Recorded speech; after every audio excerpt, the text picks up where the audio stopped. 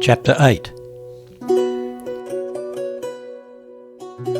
Lavrans had ridden his horse into a lather of sweat when he came to the spot where he knew there went a path up through the screes and among the cliffs that everywhere rise sheer on the north side of Silsa Dale. He had to be on the uplands, he knew, before it grew dark. He was not at home in these fells between Vargar, Sill and Dovre. But the gelding had been here to grass one summer, and had borne gout to Haugen many a time, though it was by other paths. Young Lavrans lay forward along the horse's neck and patted him. "You must find your way to Haugen, Raud, my son. You must bear me up to father tonight." Scarce was he come up onto the brow of the fell and could sit in the saddle again, when darkness came quickly on. He rode on through a shallow marshy glen, between low crags in endless line against a sky that grew ever darker. There were birch brakes on the dale sides, and the tree stems shone white. Time and again wet leaf clusters brushed against the horse's chest and the boy's face. Stones loosened underfoot and went rolling down into the beck in the dale bottom. Then the horse's hoofs would splash in deep mire.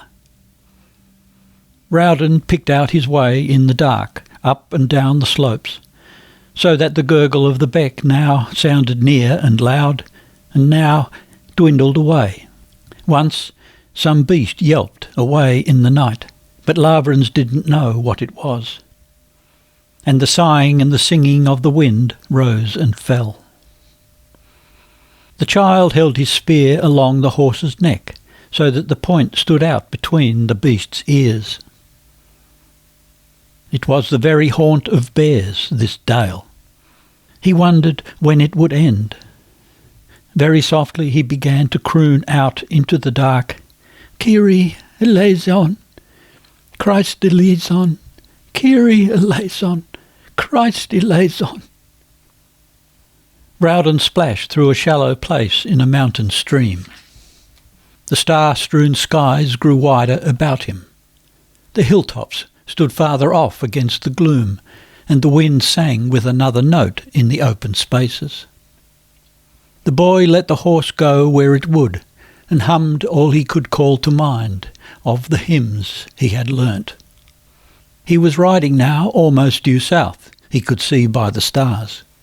But he dared not do anything but trust to the horse and let it follow its own counsel. Now they were riding over rocky slabs, where the reindeer moss beneath him showed palely upon the stones. Rauden stood a little, panting, and peered into the night. Lavrans saw that the sky in the east grew lighter. Clouds were lifting yonder, silver-edged beneath. The horse went on again, straight now, towards the rising moon. There must be an hour yet till midnight or thereabouts, by the boy's reckoning. When the moon shot up clear of the far-off hills, and her light shone in on the new snow on peaks and domes, and whitened the mist wreaths drifting up by cleft and hilltop, then Lavrans knew where he was come to in the fells. He was upon the marriage grounds below the Blahur. Soon after, he found a path that led down into the upland dale. And 3 hours later, Rauden limped into the moon-blanched courtyard at Haugen. When Erland opened the door, the boy sank forward, swooning on the penthouse floor. Some while after, Lavrans woke in bed, under filthy, sour-smelling fur coverings. Light came from a pine-root brand stuck in a crack of the wall nearby. His father stood over him, dampening his face with something. His father was but half dressed, and the boy saw by the flickering light that his hair was wholly grey. "Mother," said young Lavrans, looking up. Erland turned, so that his son could not see his face. He said in a little, so low he could scarce be heard, "Is your mother... Is your mother sick? You must come home straight away, father, and save her. They are laying the worst of things to her charge. They have prisoned Ulf and her and my brother's father."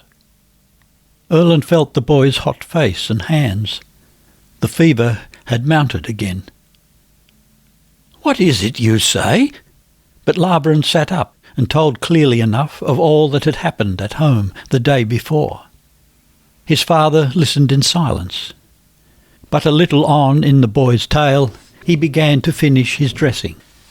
He drew on his boots and buckled spurs on them. Then he fetched some milk and food and brought them to the child. "You cannot stay alone in the house here, my son. I must take you to Aslaug at Brecon, close by, before I ride down the valley."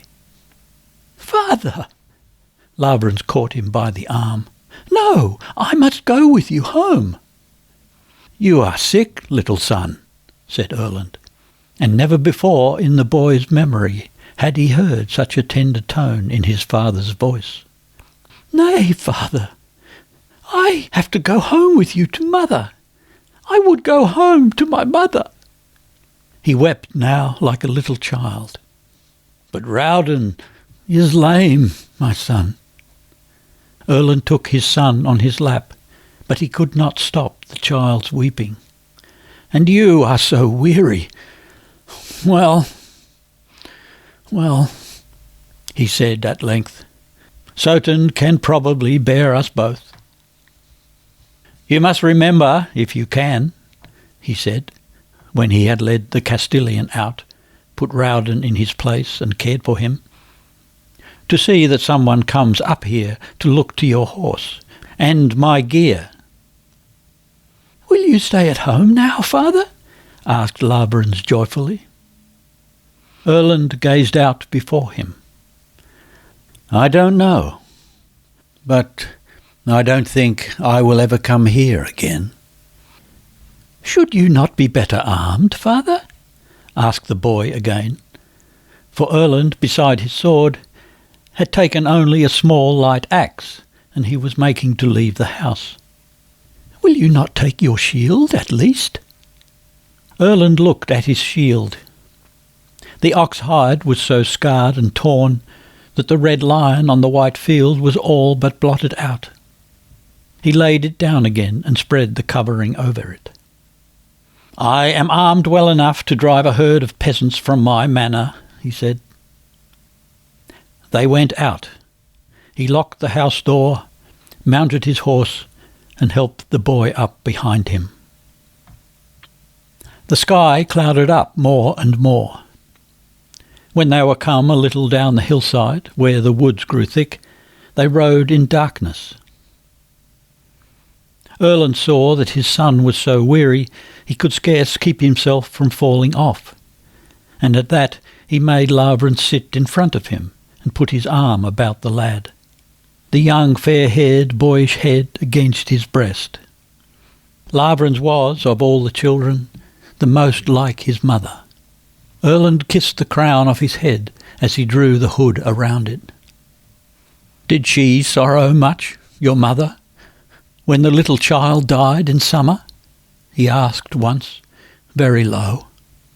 Young Lavrans answered, "She did not weep after he died, but she went up to the graveyard gate each night. Gaut and Narkvi followed her when she went out, but they dared not speak to her, nor would they let mother see that they watched her." A little after, Erland said, "She didn't weep. I remember the time your mother was young.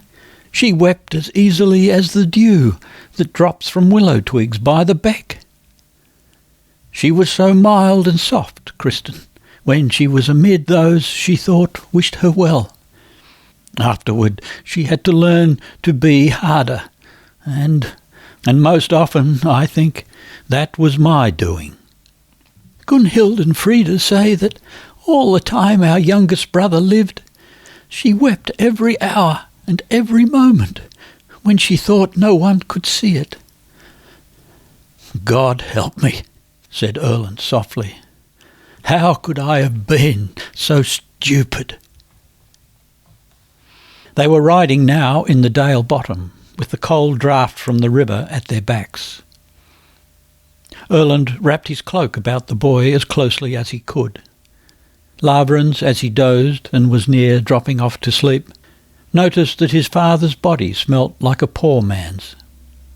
Dimly he remembered from his early childhood, while they were yet at Huseby, when his father came from the bathhouse of a Saturday.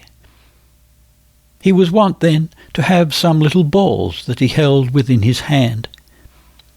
They smelt so daintily, and their fine, sweet scent hung about the palms of his hands and in his clothes all the holy day.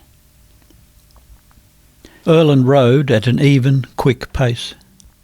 Here, down on the flats, it was quite dark. Without thinking about it, he knew at each moment where he was. He knew by the changing tone of the river's roar where the Lagan ran in rapids and where it ran in headlong falls. Now the path led over flat rocks where the sparks flew from under the horses' hoofs. Now Soten picked his way surely and easily amid twisted fir roots, where the road passed through thick forest. And now there came sucking, sobbing sounds as he rode over spongy green slopes, where some rill from the mountains trickled. He would be home by break of day, and that would fit in just nicely.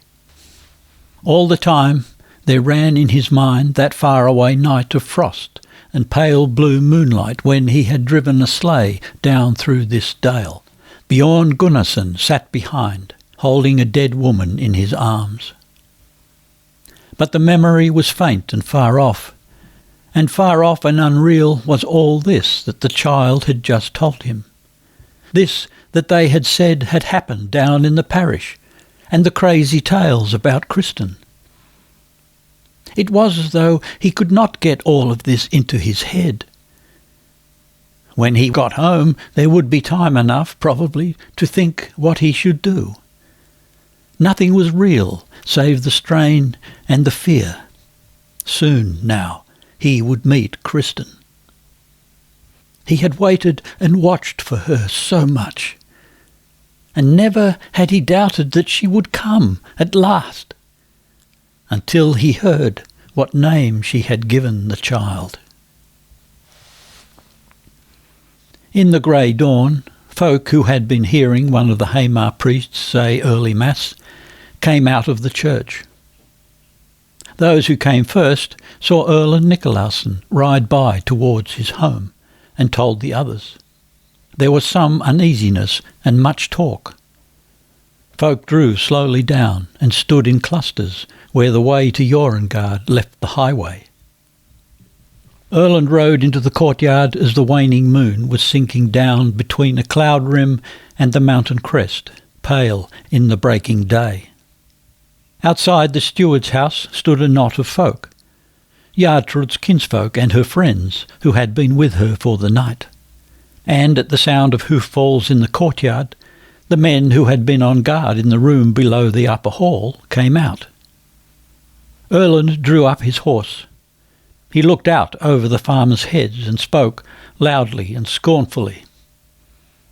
"Is there a feast happening on my manor, and I know nothing of it? Or why else are all you good folks gathered here in the morning so early?" Dark and angry looks met him from every side. Erland sat tall and slim on the long-legged, outlandish stallion. Soten had had a cropped mane, but now it was ragged and unclipped. The horse was badly groomed, and its head showed grey hairs, but there was a dangerous glitter in the beast's eyes, and it stamped and fidgeted restlessly, laid back its ears and tossed its fine small head so that the foam flakes bespattered its chest and shoulders and the rider on its back. The riding gear had once been red and the saddle stamped with gold. Now it was worn and broken and patched. And the man was clothed much like a beggar. The hair that surged out from under a coarse black woolen hat was a whitish grey.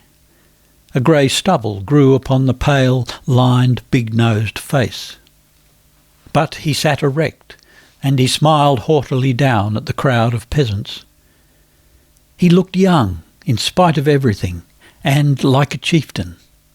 And hate rose hot against this stranger man that halt there, bearing his head high and unabashed, after all the sorrow and shame and misery he had brought down upon them that these peasant folk thought their own chiefs. Yet the farmer who answered Erland first spoke soberly enough. "I see that you have found your son, Erland. So, perhaps you know we are not gathered here for feasting, and it is strange that you would jest with such a matter." Erland looked down at the child, who was still asleep. His voice grew softer. "The boy is sick, as you may see.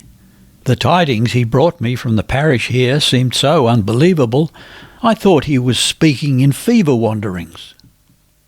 But some at least of what he told is empty talk, I see." Erland looked toward the stable door with a puckered brow. Ulf Haldarsson and a couple of men, a brother-in-law of his amongst them, were leading out some horses. Ulf let go his horse and went up to his master quickly. "Are you come at last, Erland? And there is the boy! Praise be Christ and Mary Virgin! His mother doesn't know he has been gone. We were setting forth to seek for him. The bishop set me free, upon my oath, when he heard the child had ridden alone to Vargar. How is it with Lavrans?" he asked fearfully. "Nay, God be praised, you have found the boy," said Jartrud, weeping. She was come out into the courtyard. "Is it you that are there, Jartrud?" said Erland. "'Tis the first thing I must see to, I think, that you get off my manor, you and your tribe. We will send you packing first of all, and after, those that have lied about my wife shall have their just deserts, every one of them." "You cannot do that, Erland," said Ulf Haldarsson.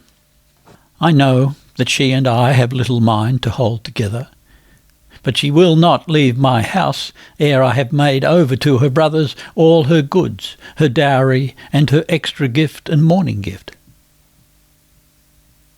"Who is master on this manor?" asked Erland furiously. "That you must ask of Kristin Lavransdatter," said Ulf. "Here she comes." The mistress was standing up on the new storehouse balcony. Now she came slowly down the steps.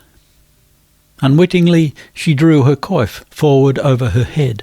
It had slipped back, and smoothed the church-going dress that she had worn since the day before. But her face was set as hard as stone. Erland rode to meet her, foot by foot. Bending forward a little, he gazed fearfully, despairingly into his wife's grey, lifeless face. "Kristin," he begged, "my Kristin, I am come home to you." She seemed neither to hear nor see. Then Lavrans, who had sat in his father's arms and waked up little by little, slid down to the ground. As he touched the sward with his feet, the boy sank down and lay in a heap. A quiver passed over the mother's face.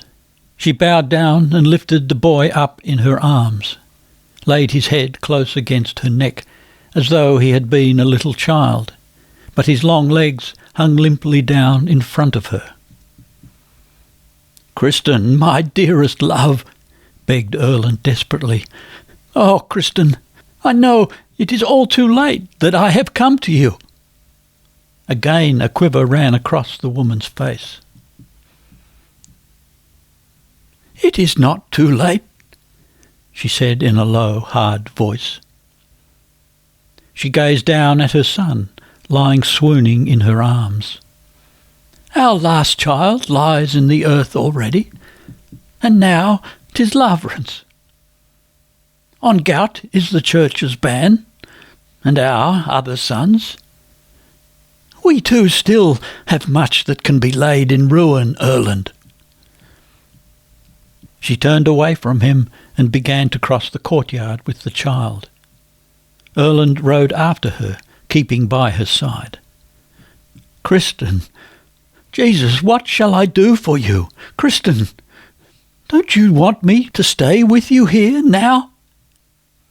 I no longer need you to do anything for me," said the wife as before.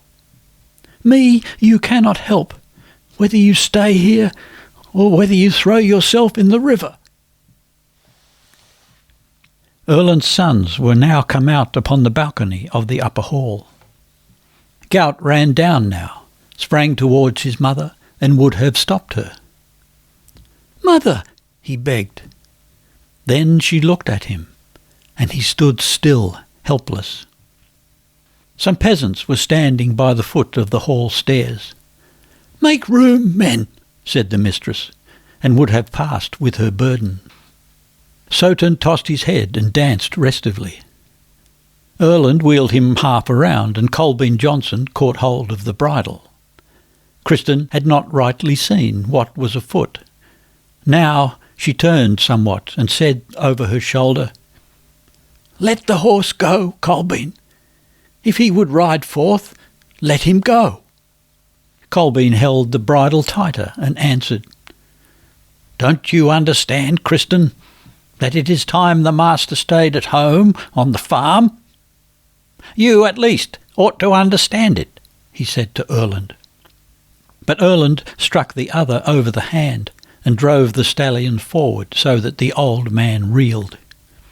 A couple of men sprang forward. Erland shouted, "Get away! You have nothing to do with my affairs and my wife's. And I am no master of a farm, nor will I be bound to any farm like a steer in its stall. If I don't own the manor here, at least the manor doesn't own me." Kristin turned full around upon the man and shrieked, "Aye, ride! Ride! Ride to the devil, where you have driven me and flung all you have ever owned or laid your hands on." What now happened came so swiftly that no one rightly saw or could have hindered it. Tor Bjorkild's son and another farmer caught the woman by the arms. "Kristin, don't speak that way to your husband." Erland rode at them. "Would you dare lay hands upon my wife?" He swung his axe and smote at Tor Bjorkildsen. The blow fell between his shoulder blades, and the man dropped. Erland lifted the axe again, but at the moment he rose in his stirrups, a man thrust a spear into his side. It pierced his groin. It was Tor Bjorkildsen's son that did it. Soton reared and struck out with his forefeet. Erland pressed his knees into the horse's sides, bending forward, while he wound the reins about his left hand and again raised the axe. But at once almost he lost one of his stirrups, and down his left thigh blood ran in streams. Some arrows and javelins whizzed across the courtyard. Ulf and Erland's sons ran into the crowd with uplifted axes and drawn swords. Then a man stabbed the stallion under Erland, and it fell forward on its knees, neighing wildly and shrilly, so that the other horses answered from their stalls. Erland stood up astride the beast. He clutched Bjorgulf's shoulder and stepped clear of the horse. Gout came up and grasped his father under the other arm. "Kill him," he said, pointing to the horse. It had fallen over now on its side and lay with outstretched neck, frothing blood at the mouth and kicking with its mighty hoofs. Ulf Haldarsson did it. The farmers had drawn aside. 2 men bore Tor Bjorkildsen towards the steward's house, and one of the bishop's men led off his comrade, who was wounded. Kristin had put Lavransdatter down. He had come to himself now. They stood, clinging fast to one another. She did not seem to understand what had happened. The thing, indeed, had come about too quickly. The sons would have led their father to the hall house, but Erlend said, "I will not go there. I will not die there where Lavransdatter died." Kristin ran forward and flung her arms about her husband's neck. Her frozen mask broke up before a rush of weeping, as ice is splintered under the dint of a stone. "Erlend! Erlend!" Erlend bowed his head so that his cheek brushed hers. He stood thus a moment. "Help me up to the old storehouse, boys," he said. "I would rather lie there." In haste, the mother and the sons made ready the bed in the old storehouse loft, and took off Erlend's clothes. Kristin bound up his wounds. The blood welled in gushes from the spear thrust in his groin, and he had got an arrow wound low on the side of the left breast, but that didn't bleed much. Erlend passed his hand over his wife's head. "Me, you cannot heal, I think, my Kristin." She looked up in despair. A deep shudder ran through all her frame. She remembered. Simon too had said this, and it seemed to her a forewarning of the worst that Erlend should now say these same words. He lay in the bed, propped up high with pillows and cushions, and with the left leg bent up to stop the bleeding from the groin wound.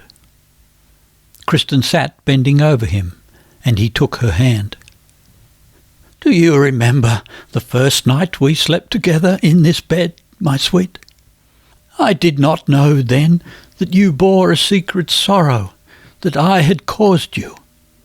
And it was not the first sorrow either you had had to bear for my sake, Kristin." She took his hand in both of hers.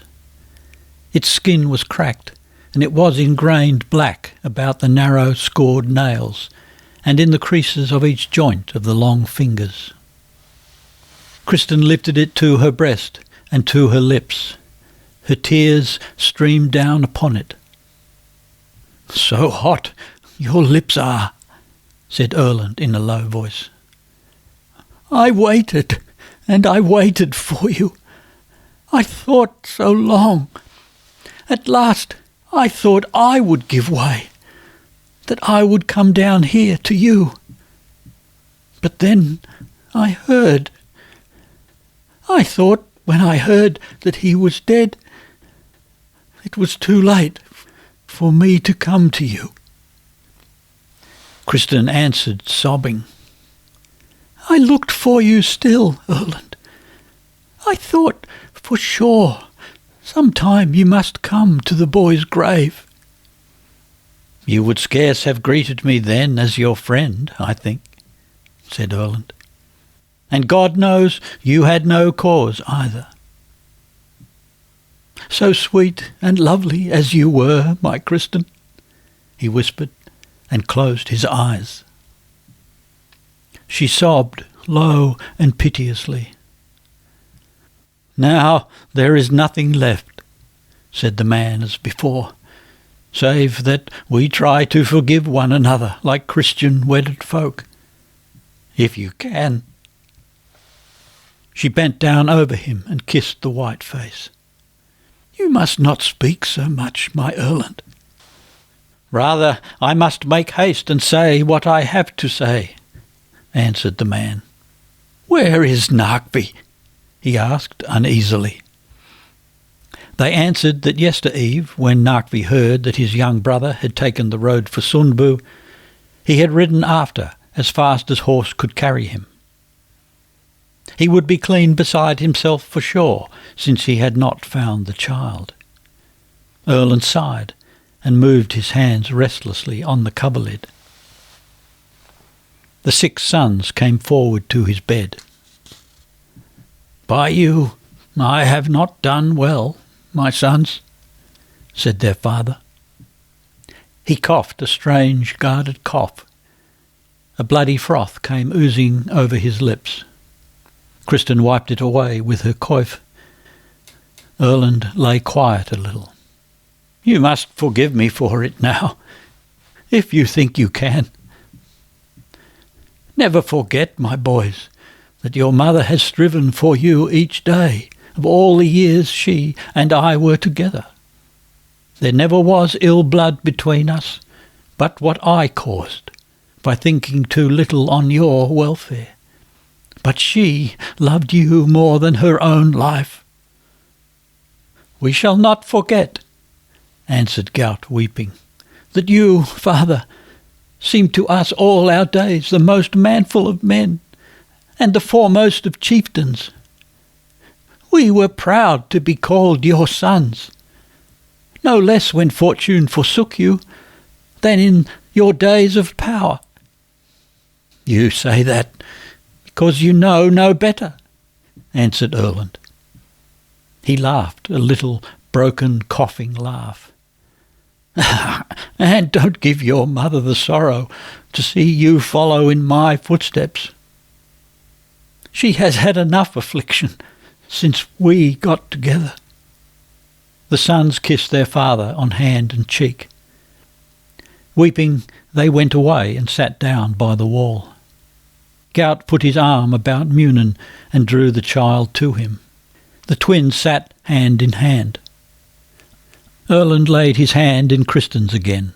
His was cold, and she drew the coverlid over him right to his chin, but sat clasping his hand in hers beneath the coverings.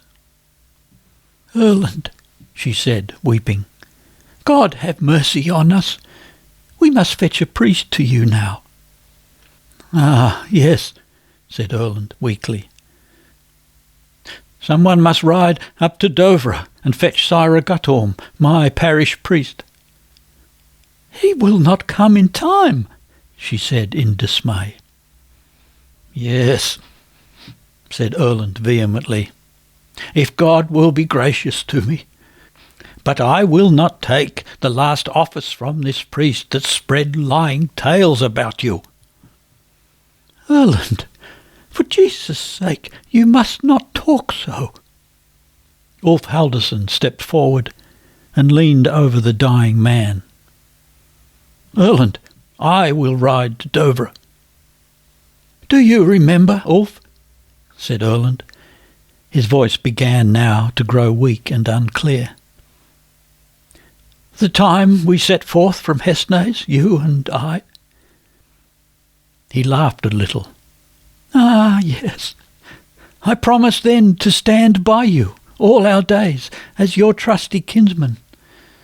Ah, Ulf, oftenest it was you and not I that showed a kinsman's faith and truth. I must thank you then, kinsman." Ulf bowed down and kissed the other's bloody lips. "Thanks to you, Erland Nicolausson." He lit a candle, set it near the dying man's couch, and went his way. Erland's eyes had fallen shut again. Kristin sat staring at his white face. She passed her hand over it now and again. She thought she saw that he began now to sink towards death. "Erland," she begged softly, "for Jesus' sake, let us fetch Sira Solmund to you. God is God, whatever priest may bear him to us." "No!" The man sat up in bed so that the covering slid down from his naked yellow body. The bandages over his breast and belly were stained anew in bright red patches by the fresh blood that welled forth. "I am a sinful man. God in his mercy will grant me what forgiveness he can. But I feel..." He fell back on the pillows. whispered so that he could scarce be heard. "I shall not live so long enough to grow so old and so meek that I can suffer to stay quiet in one room with him that lied about you." Erland, think on your soul." The man shook his head as it lay on the pillows. His eyelids had closed again. "Erland." She clasped her hands. She cried aloud in utmost need. "Erland, don't you see? So as you had borne you towards me, this must be said." Erland opened his great eyes. His lips were leaden, but a shadow of his young smile flitted over the sunken face. "Kiss me, Kristin," he whispered. There was something like a shade of laughter in his voice. "There has been too much else between you and me, I think, beside Christendom and wedlock, for us easily to forgive one another, as Christian man and wife." She called and called his name after him, but he lay with shut eyes, his face wan as new cloven wood under his grey hair. A little blood oozed from the corners of his mouth. She wiped it away, whispering imploring words to him. When she moved, she felt her clothing clinging cold and wet from the blood she had got upon her when she led him in and laid him in the bed. Now and again there was a gurgling sound in Erland's breast, and he seemed to draw breath painfully. But he heard no more, and most like felt nothing as he sank steadily and surely toward the sleep of death. The hall door was opened suddenly. Narkby rushed in, flung himself down before the bed and grasped his father's hand, calling on his name. Behind him came a tall and heavy man in a travelling cloak. He bowed before Kristin. "Had I known, my kinswoman, that you stood in need of kinsman's help—" He broke off when he saw that the man was dying, crossed himself and moved away to the farthest corner of the room. In a low voice, the Knight of Sundbu began to say the prayers for the dying. But Kristin didn't seem to have even noticed Sir Sigurd's coming. Narkby was upon his knees, bent over the bed. "Father, don't you know me, father?" He laid his face on the hand that Kristin sat holding. The youth's tears and kisses rained down upon both his parents' hands. Kristin thrust her son's head aside, as though half awaked. "You trouble us," she said impatiently. "Get away from here." Narkby rose upon his knees. "Go? But mother—" "Yes, go. Sit down by your brothers over there." Narkby lifted his young face, wet with tears and drawn with sorrow, but his mother's eyes saw nothing. Then he went over to the bench where his 6 brothers sat already. Kristin saw nothing. She did but stare with wild eyes at Erland's face, that now shone snow-white in the light of the taper. A little after, the door was opened again. With candles and the ringing of a silver bell, deacons and a priest came with Sir Halvard the bishop into the hall.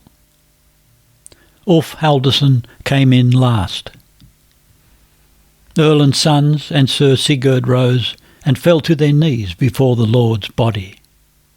But Kristin only lifted her head a little, turned for a moment her tear-blind, unseeing eyes toward the newcomers. Then she laid herself down again, as she had lain, stretched forward over Erland's corpse.